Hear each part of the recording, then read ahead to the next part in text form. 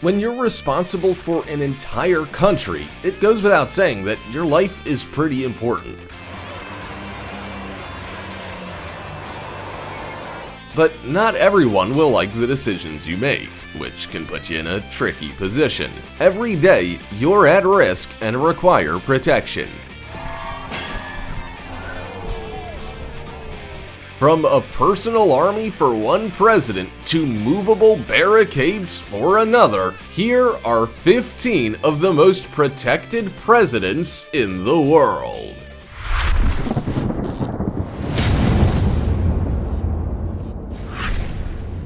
Number 15. Kim Jong-un. Most people know who Kim Jong-un is. He is the supreme leader of North Korea and a North Korean politician. As most people are aware, North Korean officials run a pretty tight ship, and not everyone's gonna be happy with that. So Kim Jong-un has some pretty heavy security around him at all times to keep him safe. He has a 100,000-man army with a command structure, and they are known as Guard Command. He's also not often seen without a personal protection unit literally running beside his armored car at high-profile events. His entire army is dispersed countrywide in various brigades, regiments, and battalions. They conduct surveillance, look after his family and properties, and even provide medical care. Kim Jong-un also has a unit called the Rapid Response Force, which consists of around 2,000 soldiers with heavy weaponry who exist around the Pyongyang area to counter any coup attempts. Then there's the Communications Unit that focuses on nuclear weapon release commands. It definitely seems like Kim Jong-un has got things well covered, so it's nearly impossible for any citizen to even get near him, let alone do him any harm. Before we go on, like this video, smash the subscribe button and click the notification bell right now, or this centipede will crawl on your face when you're sleeping. Number 14. Queen Elizabeth II. Okay, so she's not a president, but she's still one of the world's most protected people.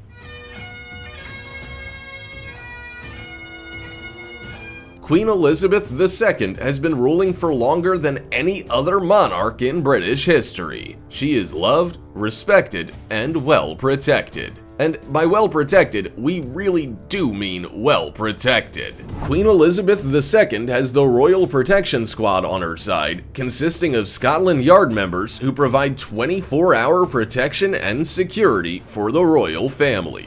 The squad was formed in 1983 and included around 185 SAS trained officers, personal bodyguards, and uniformed officers. They watch over many members of the royal family, not just the Queen. And they certainly work for their money, because there have been many threats of assassination and harm over the years. Queen Victoria had 5 attempts made on her life. Fortunately, Queen Elizabeth and other royals have not had so many. Prince Charles had to use his waterproof alarm watch when threatened with a harpoon gun while swimming in the Mediterranean. Before that incident, in 1994, a 23-year-old student, David Kang, started firing shots at Charles. Fortunately for Charles, the man was using a starter pistol, which only fired blanks. The protection of Queen Elizabeth II and the royal family comes at the cost of £27 million a year, which can be a bitter pill to swallow for some Brits. Number 13. President Donald Trump. When you're the president of a country with, let's just say, a lot going on, your protection is gonna be necessary.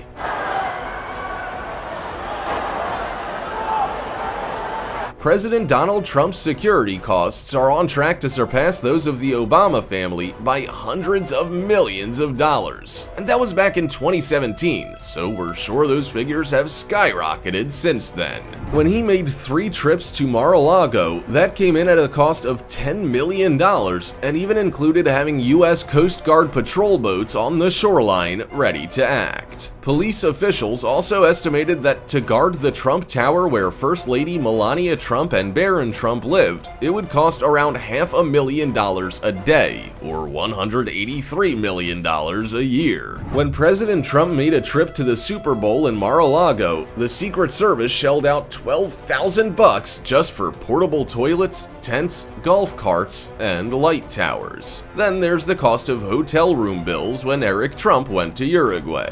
Those came in at about $100,000. Armed guards follow President Trump everywhere he goes, including when he travels in his limousine or by Air Force One. Even his food is monitored, as security agents have to know what goes into it to stop him from being poisoned. When they travel, his security personnel carry his blood type in case he needs a transfusion, and sniffer dogs to sniff out bombs. Number 12. Vladimir Putin.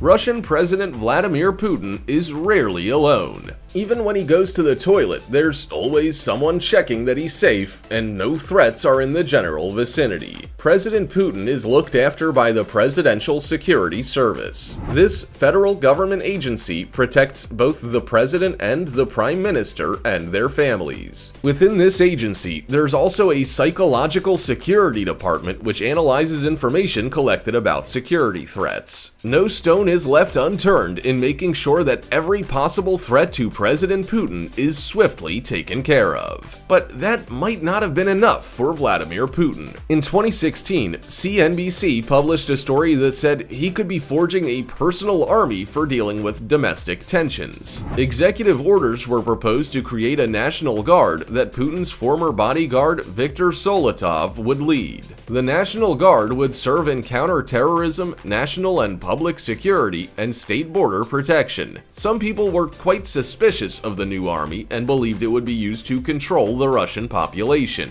The Guard would answer to the government rather than a minister. Number 11. Xi Jinping. The president of China, Xi Jinping, is easily one of the world's most protected presidents. Along with Communist Party officials, he is protected by the Central Security Bureau, which is an elite guard and secretive organization. Because Xi Jinping mostly keeps a low profile, most people were not aware of just how much security he needed. We were given an insight into it back in 2017, though, when he visited Hong Kong. The entire area was encompassed in a massive security blanket. Parts of the city were shut down, and 11,000 police officers were brought in for protection. They made use of helicopters and 6-foot movable barricades to offer as much protection as possible. For his day-to-day care, the Central Security Bureau offers Xi Jinping much-needed peace of mind. They are responsible for all senior Chinese government's protection and protection of military leaders and the Communist Party. They also have full control over the People's Liberation Army's Central Guard unit. There are more than 8,000 people in the Bureau, with 7 groups and 36 squadrons. They all have their own missions, including protecting the Premier of State Council and the Communist Party's General Secretary. Number 10. Mohammed bin Salman. The Crown Prince of Saudi Arabia, Mohammed bin Salman, may not be the most heavily protected man in the world, but that's not to say it won't yet happen. If recent history has shown us anything, security situations can change at the drop of a hat. The Crown Prince hasn't been on the best terms with his father, King Salman bin Abdulaziz Al Saud. Rumors were circulating last year that the family fallout could lead to Mohammed being kicked out of office. But Mohammed is not having any of that. He has started forming a colossal security network around himself to make sure that doesn't happen. He spent over a year influencing the military and security agencies in Saudi Arabia. He did this by promoting young officers who showed their loyalty to him. He even managed to arrange it so that higher-ups reported to him, not someone else. The Saudi Royal Guard, Land Forces, Air Force, Navy, Armed Forces, and Air Defense all report to him. What's more, Mohammed had around 800 new officer positions planned by the end of 2019. Number 9. Recep Tayyip Erdogan. Recep Tayyip Erdogan is the president of Turkey, and it's okay if you're confused about why we think he's one of the most protected presidents in the world. It's true that he only has a security detail of 60 people, but those 60 people are definitely some you don't want to mess with. He probably feels entirely safe when in their presence. The 60-man bodyguard detail is called the Mustachiers. It's a cute play on words, but there's nothing cute about these men. Aside from their pretty awesome mustaches, they're all quite muscly, burly men who provide the president with an incredibly high level of protection and service. For example, when he visited Washington, D.C., people were on site protesting. The Mustachiers, without a second thought, kicked the living daylights out of many of those protesters and caused a nightmare for police. Some of them were charged, but those charges were later dropped. The dropping of the charges happened to coincide with the president's meeting with the Secretary of State, Rex Tillerson. When he visited again in 2019, police, the Secret Service, and the U.S. State Department were all bracing themselves for his return. They didn't want a repeat performance from his fierce unit of bodyguards. Number 8. Shinzo Abe.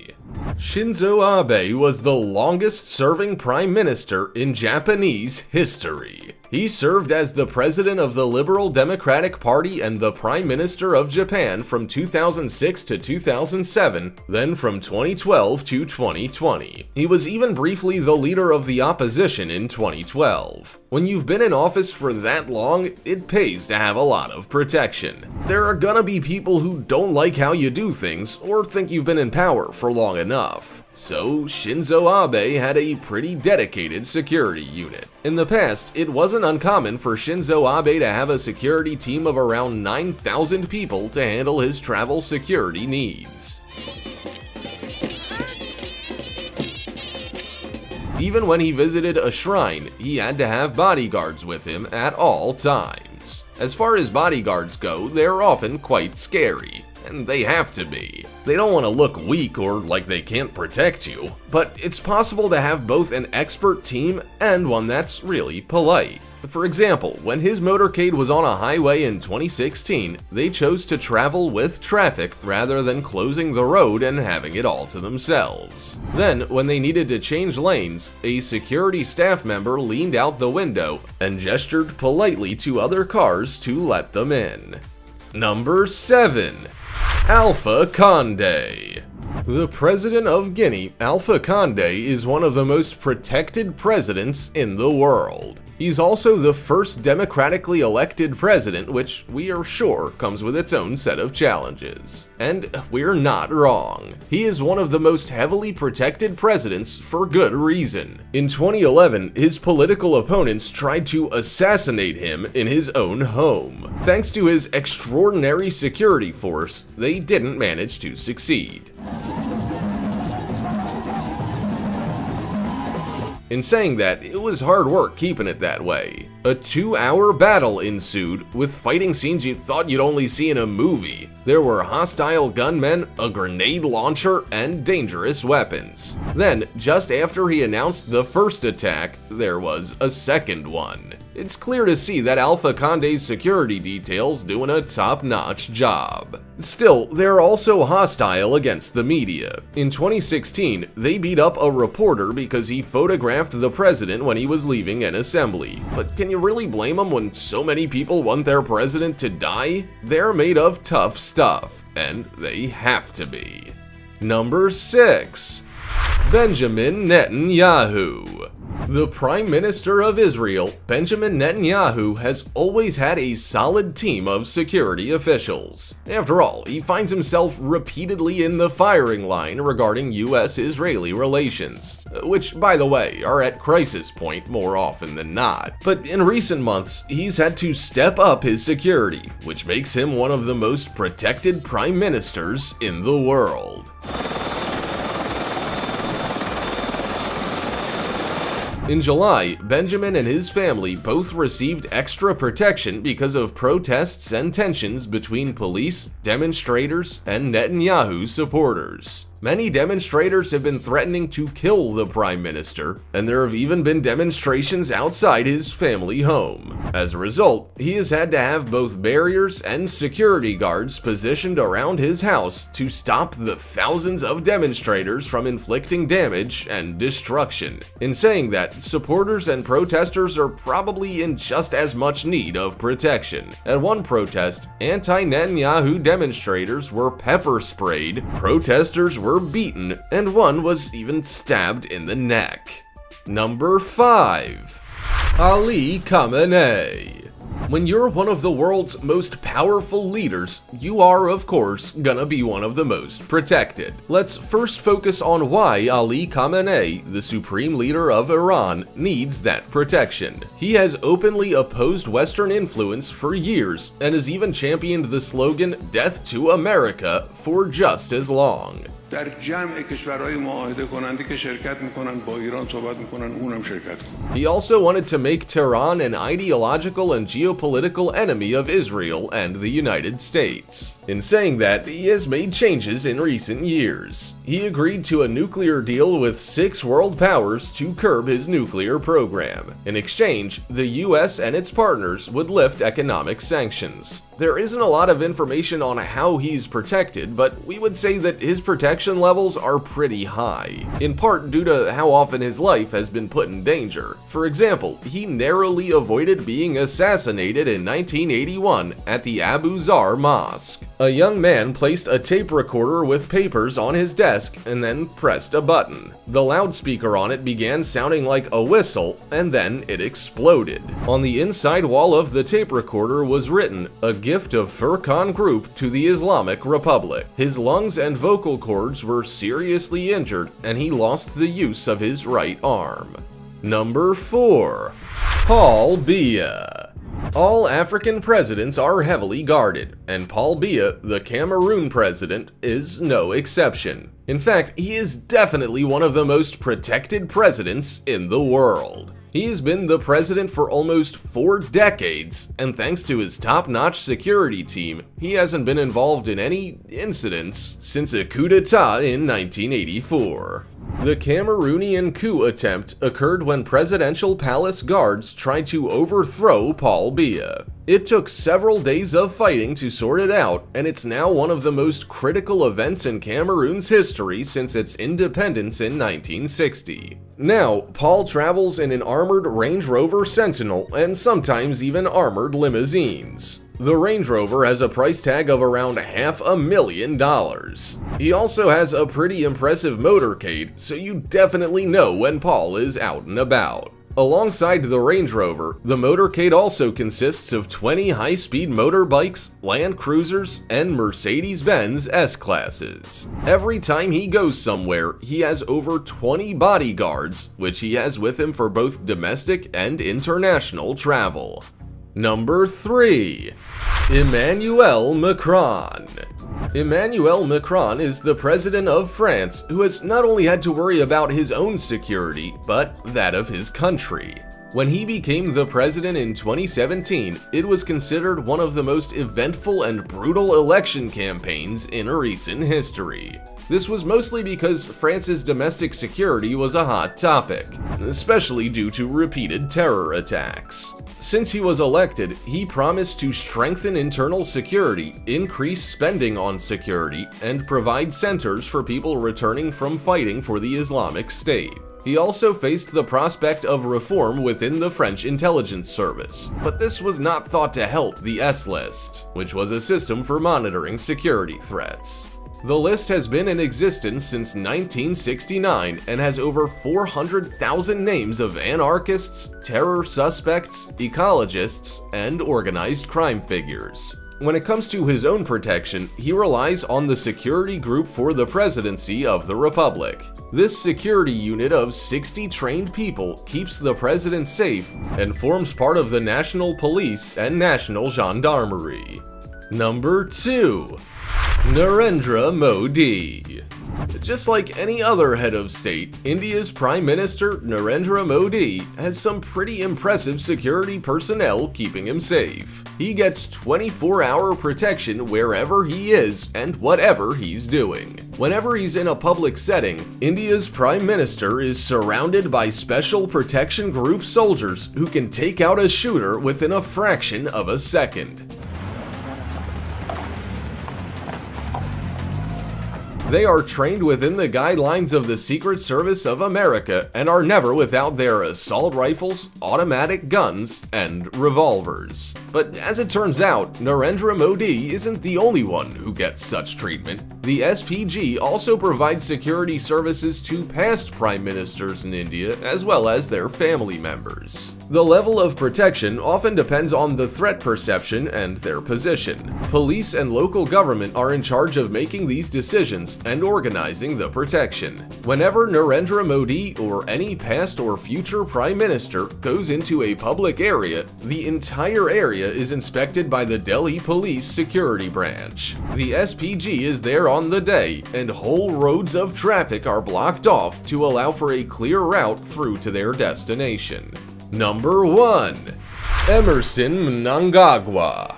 Being the president of Zimbabwe takes a special kind of person. Every day, you can be in fear for your life, and you don't go anywhere without a security team keeping you safe.